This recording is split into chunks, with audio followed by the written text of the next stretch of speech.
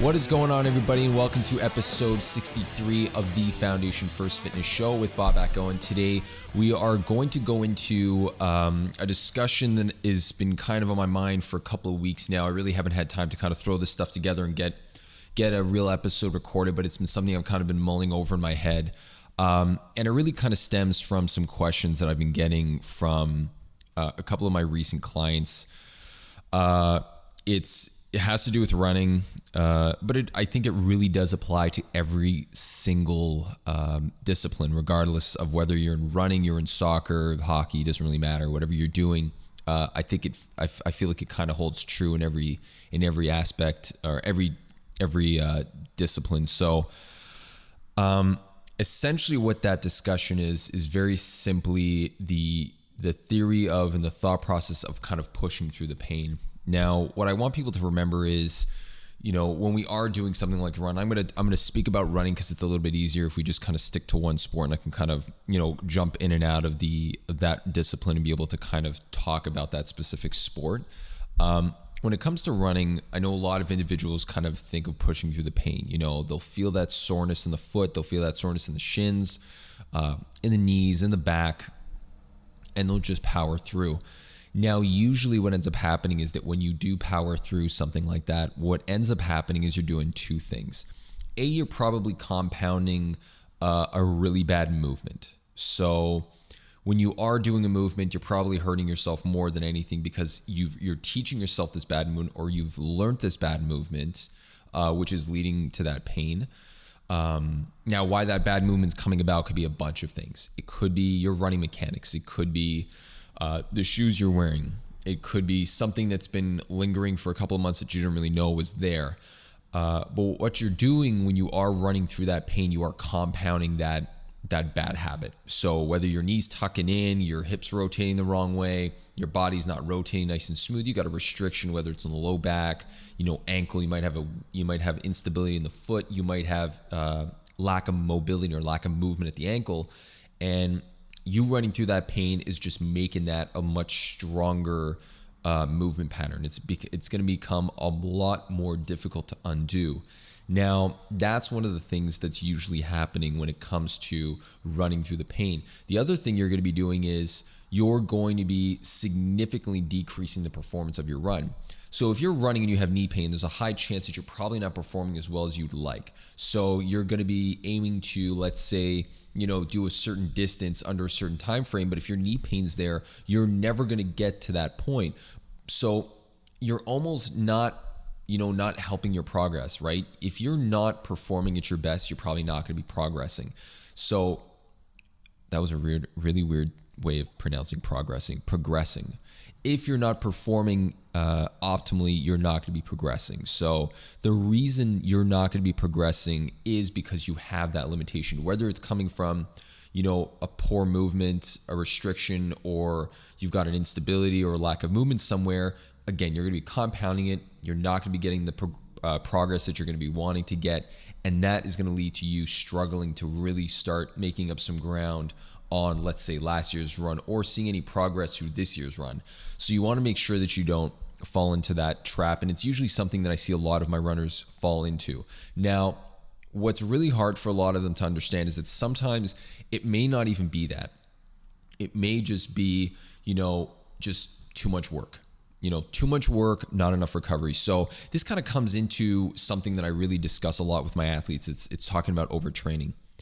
I think the concept of overtraining does exist, but I think it's almost misunderstood.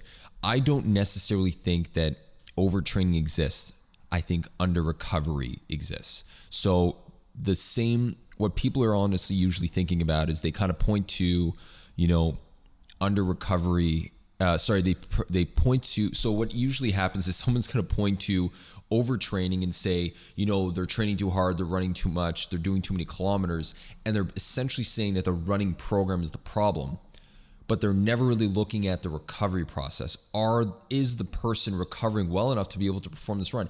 They may be able to perform that run easily if they're recovering better, right? It doesn't have to do with the training. So what I usually tell people is it never comes down to the training itself. It never comes down to the actual run. You running 5K, 10K, whatever, it doesn't really matter. The problem is are you going to be able to recover in time for that next run? That's what makes that program useless. If you're not able to recover by the time that next run comes around, it doesn't matter how good that program is designed. Your recovery process, your in between, is not matched up to the volume that you're taking on. So that's where your under recovery is going to be coming from. So it's not going to be an issue of too much work or overworking or burning out. It's literally going to be coming from not recovering well enough. So I've spoken about this in a couple of episodes and really discussed, the issues of not recovering properly and what you should be doing for that. So I will reiterate that a little bit because I know I don't want to start, beating a dead horse here. But, if you're not focusing on sleeping, if you're not focusing on eating properly, if you're not focusing on soft tissue work, those are three really key areas. So nutrition, sleep, and soft tissue work. So if you're not, did I say that right? Sleep, nutrition, soft tissue. Yeah, I got that right. So those three are the ones that you're really going to want to focus on. If you're able to focus on maintaining and kind of creating some regularity in there, you're going to be able to then adopt a regular running program. One of the things I see most often is that runners will take a program that is arbitrarily made for them that says this is a program that you can use to create better times on long distance runs. And it's not the program that's the problem. It's the fact that the program's thrown into their schedule that may not be regular. This is a regular program, a regular run schedule matched up with an irregular lifestyle.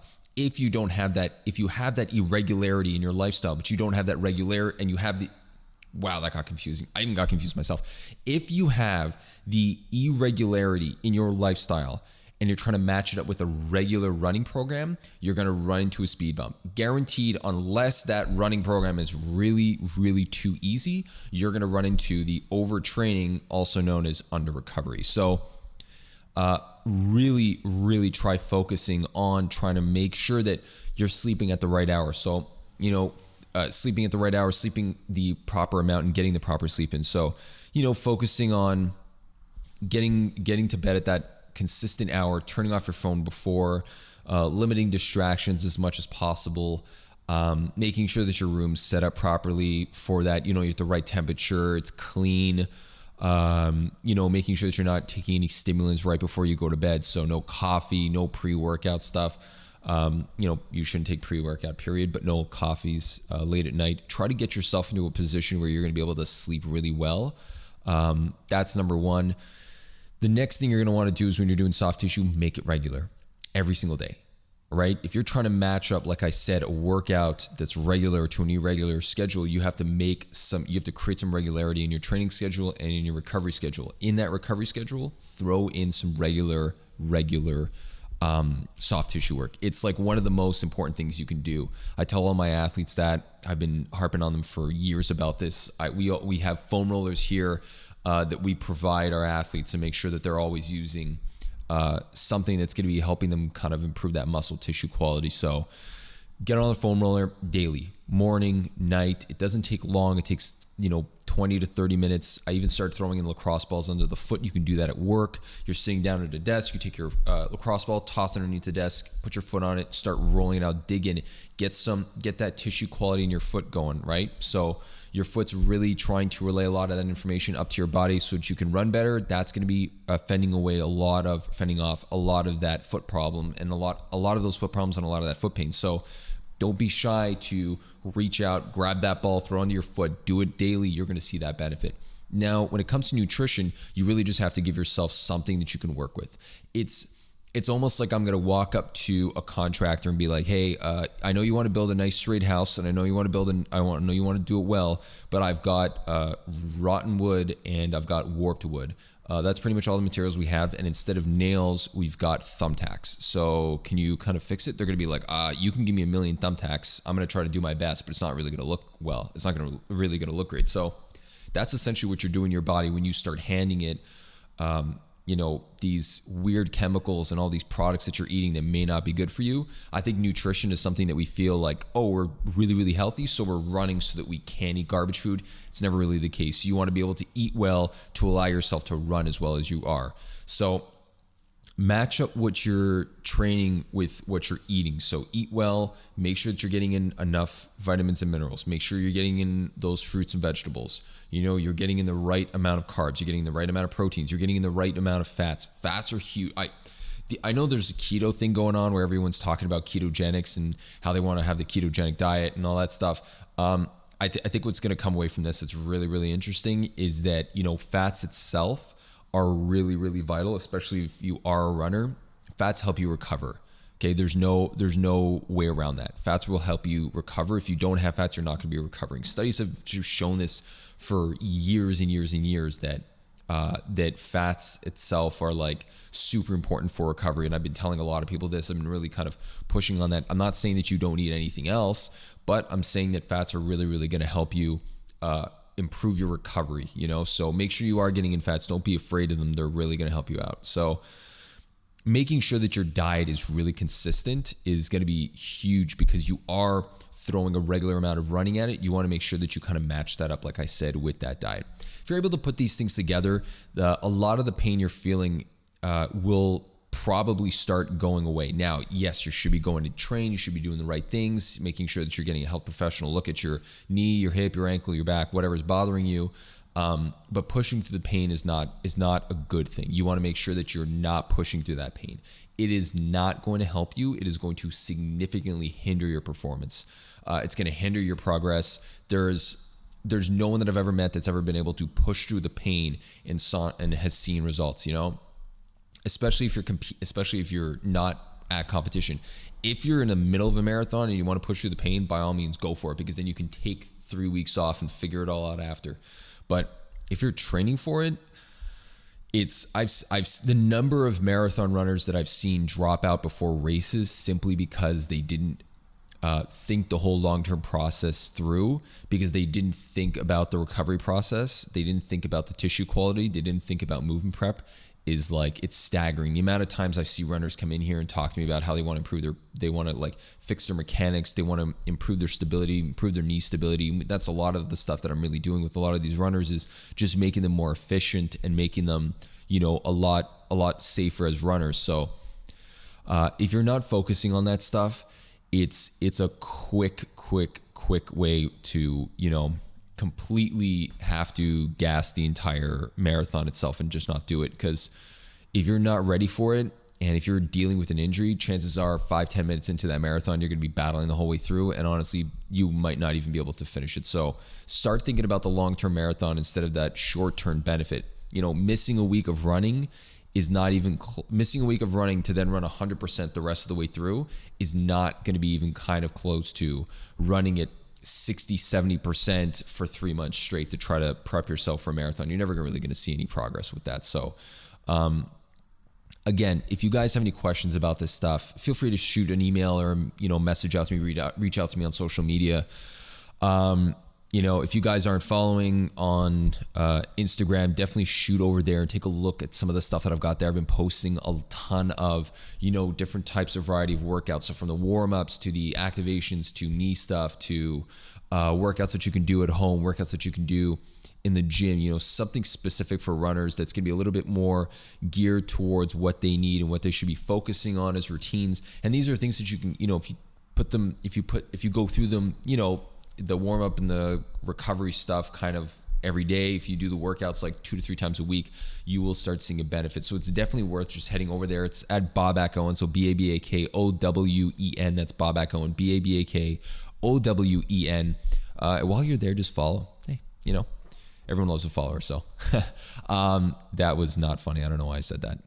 You're probably listening to us laughing, but I don't know. Anyway, it's been a while since I've been doing these it's been a while since I've done a podcast, so I'm a little rusty on it. But hopefully getting back into this a little bit more regularly. I will be starting a new podcast for those fitness professionals that are out there listening.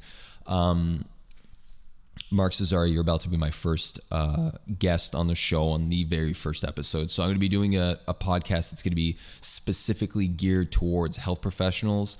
I've been getting a lot of questions about that from health professionals, just trying to figure out how I was going to, almost create and understand what I was going to be doing with the show. So I think there's still going to be some tinkering going on with it as I go through it. But in reality, what I really am trying to do is make sure that I'm able to kind of reach that health professional market, but that population and that audience, because I think that there's a lot of individuals out there that, that really want to get some answers on certain types of training techniques, and it'd be really interesting to get some people in here, because that's a great way for me to learn too, so I can kind of pick their brain at the same time as provide information for the listeners out there who are really interested with that. So if you are a health professional, stay tuned. You can follow along on this podcast. I'm going to be updating you and letting you know when that's going to be live, hopefully in the next couple of weeks. And at the same time, check out my Instagram, because I will be letting people know on there as well. So just a heads up on that stuff. But again, getting back to the recovery stuff, if you guys have any questions on that, feel free to reach out to me. And hopefully this all drastically improves your runs. And until that next time, guys, keep building that foundation.